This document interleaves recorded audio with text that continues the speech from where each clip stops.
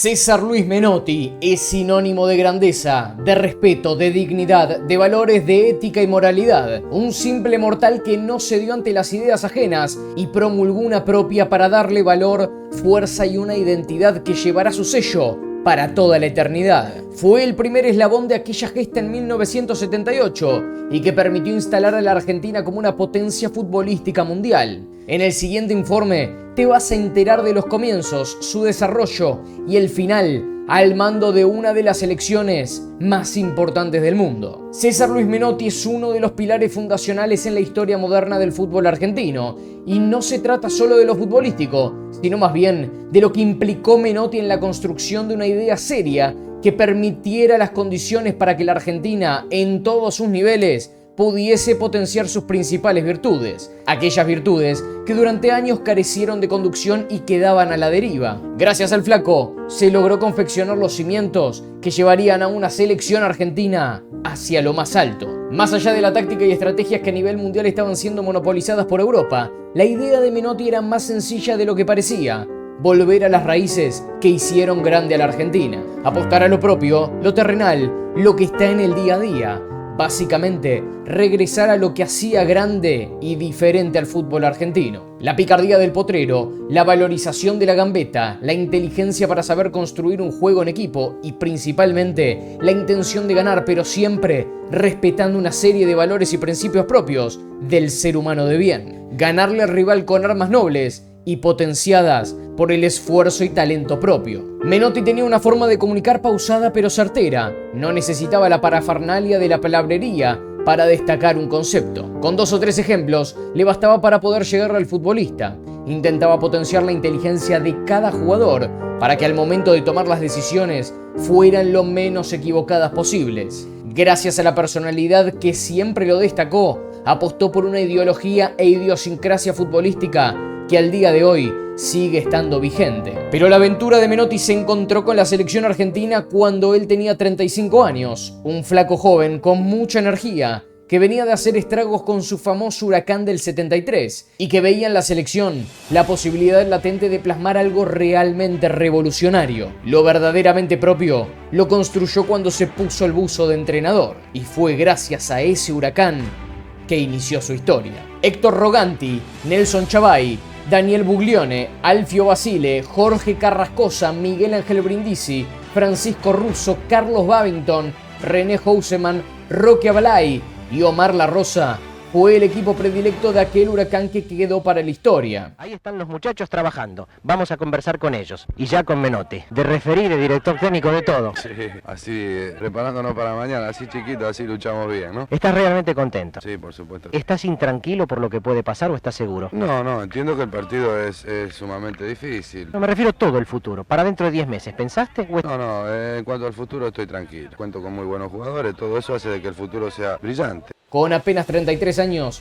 Menotti comenzó con sus primeras armas como entrenador siendo ayudante de campo del Gitano Juárez en Newell's, y fue Luis Seijo, presidente de Huracán por aquel entonces, que quedó obnubilado por el proyecto que pretendía llevar a cabo Menotti. No dudó un solo segundo y lo contrató. Algo muy especial. Y ese abrazo que te dan los hinchas en la cancha es lo que te lo representa. No, seguro, no, sí, ni hablar. Es el lugar donde me dio la posibilidad de poder ser entrenador. Y de acá fui a la selección. Así que, y salí campeón con este club, para mí tenía 32, era un pibe, podía jugar todavía. Si bien varias figuras no se encontraban en Huracán y las tentaron para que se calcen la camiseta blanca y roja, hubo una que Menotti priorizó y exigió que esté sí o sí: René Houseman. El loco se encontraba en Defensores de Belgrano y jamás había jugado en primera división. Fue toda una apuesta de Menotti, pero que a fin de cuentas le rindió sus frutos.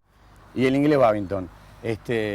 Nos contaron el día que llegó Houseman al primer partido, creo que fue en Mar del Plata, si no me equivoco, que nadie lo conocía. Y Babington me dijo, preguntale a Menotti qué fue lo que nos dijo cuando lo vio. ¿Usted se acuerda de eso? No, yo lo había ido a ver un partido, jugaba en Defensores de Belgrano. Claro. Nosotros estábamos entre él y Bertoni, pero bueno, Bertoni no se podía por lo que costaba. Claro, vos lo ves vestido de jugador y tiene otro físico. Entonces estaban todos sentados ahí y entra Houseman. Y estaba Coco Basile. Me dice, ¿este es el refuerzo? Y le digo, ¿sabes que nos matan a todos. Era así. Tenía su físico de futbolista, pero vos lo ves entrar y decís que es una porquería, René.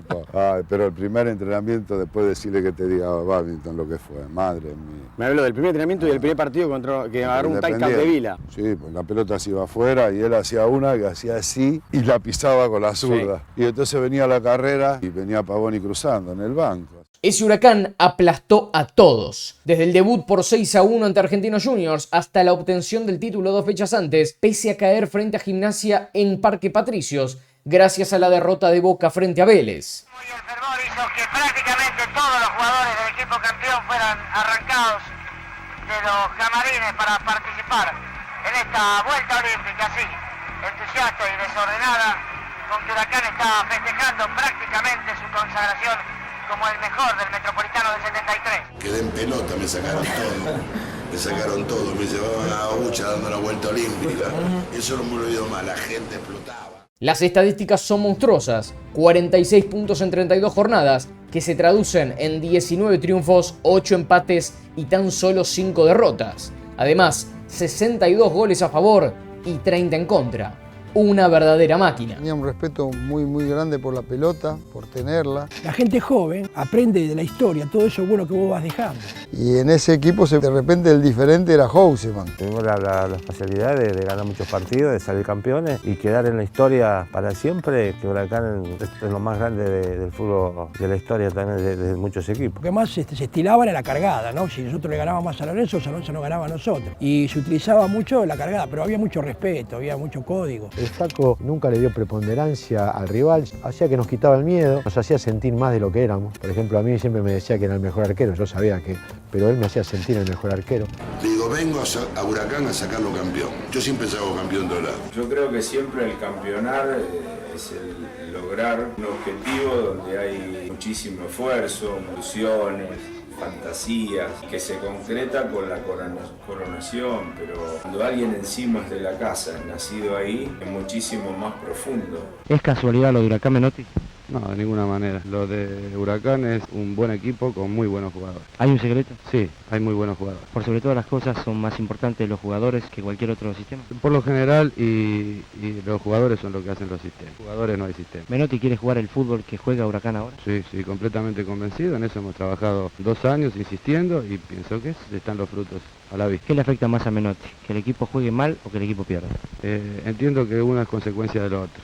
Huracán es un equipo que jamás podrá ganar jugando mal. Las características de sus hombres hacen de que cuando Huracán gana es porque jugó bien. ¿Con la lluvia y todo siempre se entrena? Sí, no hay por qué parar. Buen trabajo.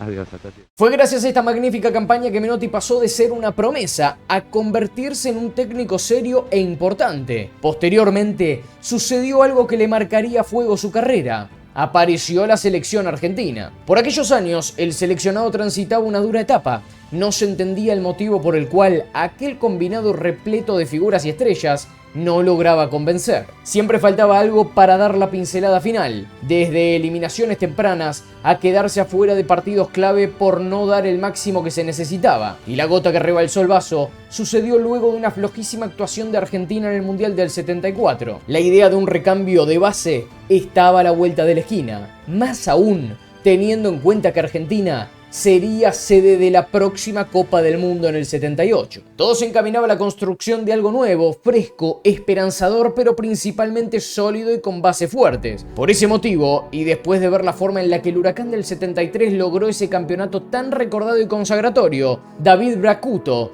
por entonces presidente de la AFA, no tuvo dudas al respecto. El elegido para el cargo se llamaba Luis Menotti. El presidente de Huracán pasa a ser presidente de la Asociación Argentina de Fútbol y era médico de la UOM. En un momento de crisis de la selección, Bracuto se va a la AFA y me llama a mí antes del 74. Por pedido de Lorenzo Miguel que hablara conmigo porque la selección venía muy mal y yo le dije que no. Los técnicos eran buenos entrenadores y eran amigos míos. En el 75 me llama Bracuto y yo soy técnico de la selección, nombrado por presidente Bracuto y secretario Paulino Niembro, que era un gremialista también. Y ahí empieza la tarea de la selección. En el 76, estando en Polonia, golpe de Estado. El proyecto Menotti consistía principalmente en modificar de raíz todos los conceptos que se manejaban por aquel entonces. Tal es así que en 1975 comenzó la búsqueda de lo ideal. En primer lugar, disputó la Copa América, que en ese momento no tenía sede fija,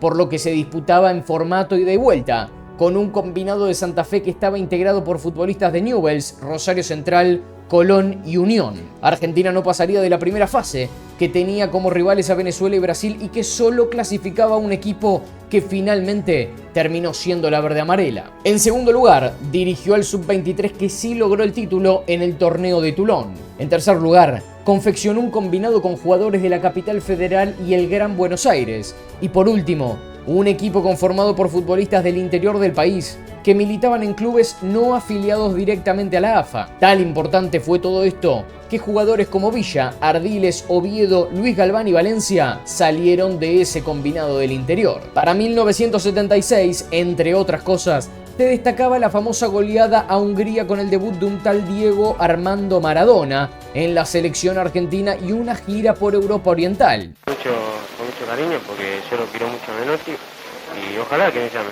Si sigue así, pienso que el Mundial todavía está muy cerca de usted. Gracias. Bueno, muchas veces empezaba y me faltaba el estado que tengo ahora. Si en este momento fuese convocado, ¿con qué encararía esa designación? Bueno, con frialdad, ¿no?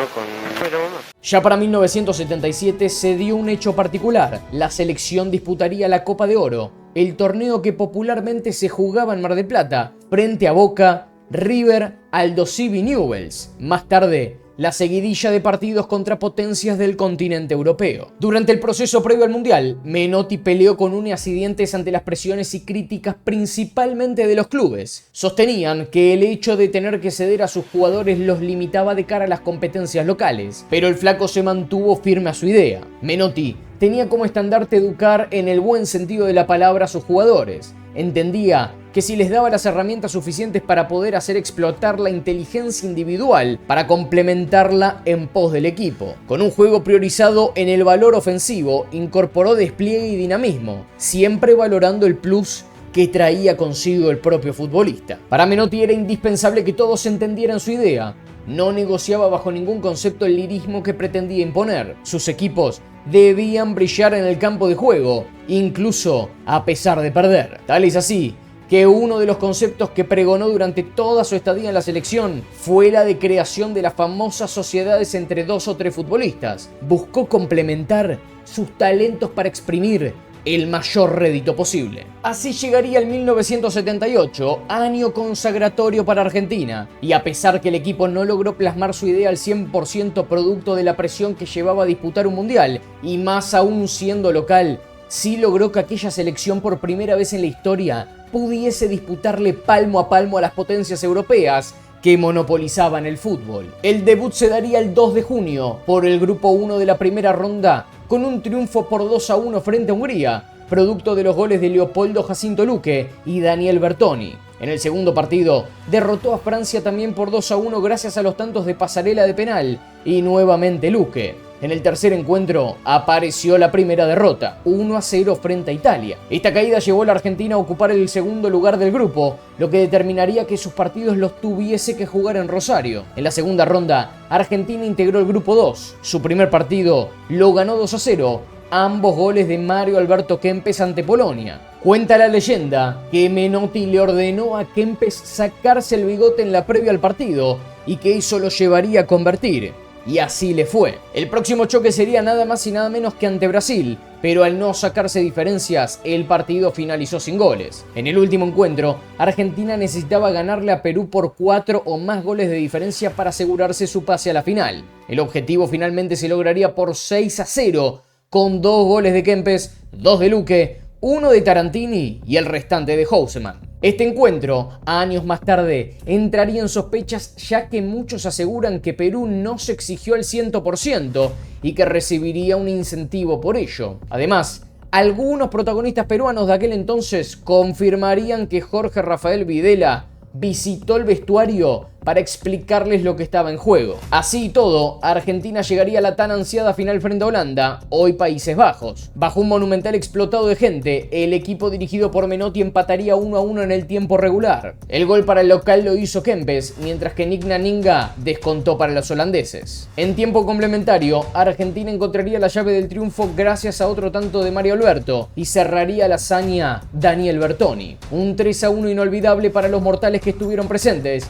y que consolidaría a César Luis Menotti como entrenador. Para mí la selección del 78, para mí era invencible, la verdad. Es decir, eso es lo que yo sentía. Era invencible porque inclusive lo demostró en el 79, porque tenía todo, había cumplido con los 4 mandamientos del fútbol. Había entrenado bien, había ensayado mucho, había competido lo necesario y tenía el descanso que hacía que llegáramos de la mejor manera posible. No había mejor. Está todo bien hecho, digamos, lo previo. Hay 4 cosas. Un equipo de fútbol tiene que entrenar, tiene que ensayar, tiene que competir y tiene que descansar. Claro. Quizá una espina que quedó de aquella gesta del 78 fue la no inclusión de Maradona en la lista. Y sucede que si hay una persona que supo conocer a Diego en su máximo esplendor fue Menotti. Maradona incluso llegó a decir que Menotti fue el técnico que más le había enseñado en sus primeros pasos. Con apenas 16 años, Maradona encandilaba a propios extraños. Pero para Menotti todavía le faltaba madurez futbolística. Es por ello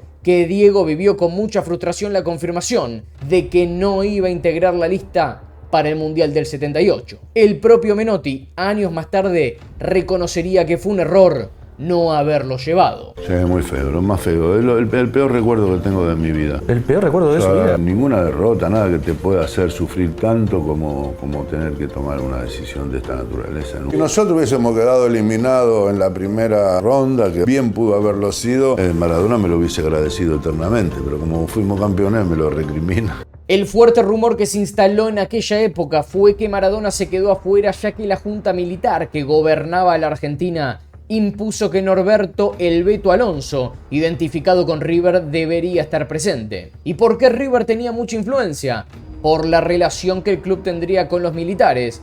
Pero si querés saber más sobre esto y cómo el Monumental estuvo involucrado, te invito a que veas el informe que aparece arriba a la derecha. Un punto de crítica que recibió Menotti fue su postura en relación a la dictadura que atravesaba el país por aquel entonces. Le cuestionaban su forma soberbia de tratar principalmente a los periodistas, y un hecho que lo involucró fue el de recibir a diversos militares en la cancha de entrenamiento, donde él los trató con hospitalidad. A Menotti se le reprochó el hecho de no ser públicamente feroz en las críticas a los militares. Yo soy un militante de la política, yo conozco de persecución, conocí las torturas, escuché a Kio después de la muerte en Galinela, muerto, torturado, así que no me hago el que no...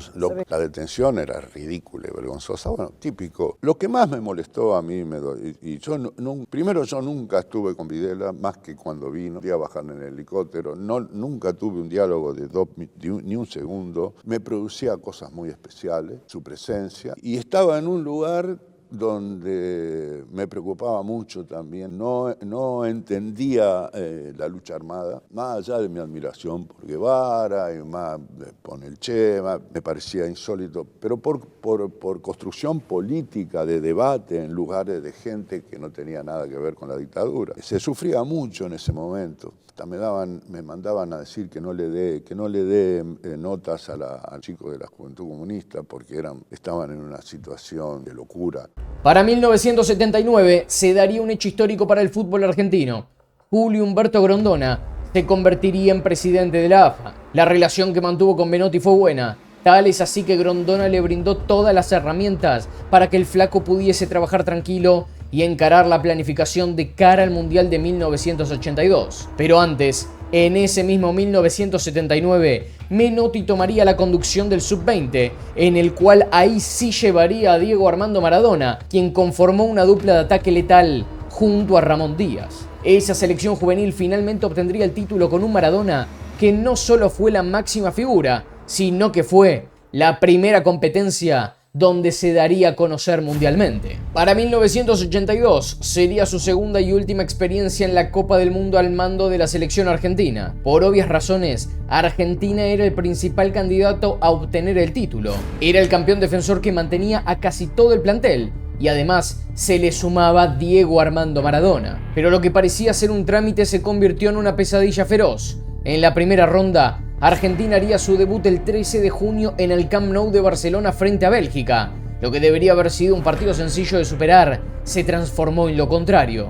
Argentina caería 1-0. Para el segundo encuentro, la albiceleste mostró una faceta completamente distinta. Aplastó por 4-1 a Hungría, con goles de Bertoni, 2 de Maradona y el restante de Ardiles. La senda de la victoria seguiría intacta y superaría por 2-0 a Honduras en el tercer encuentro. Los tantos fueron de Pasarela de penal y Daniel Bertoni. Gracias a esto, Argentina quedaría en segunda ubicación y clasificaría a la siguiente etapa. Para la segunda ronda se daría una catástrofe. En primera instancia perdería por 2-1 ante Italia y en el segundo encuentro aparecía el Brasil de Tele Santana, un Brasil que hizo gala de su historia y no solo superó ampliamente a la Argentina por 3-1, sino que además anularía por completo a Maradona.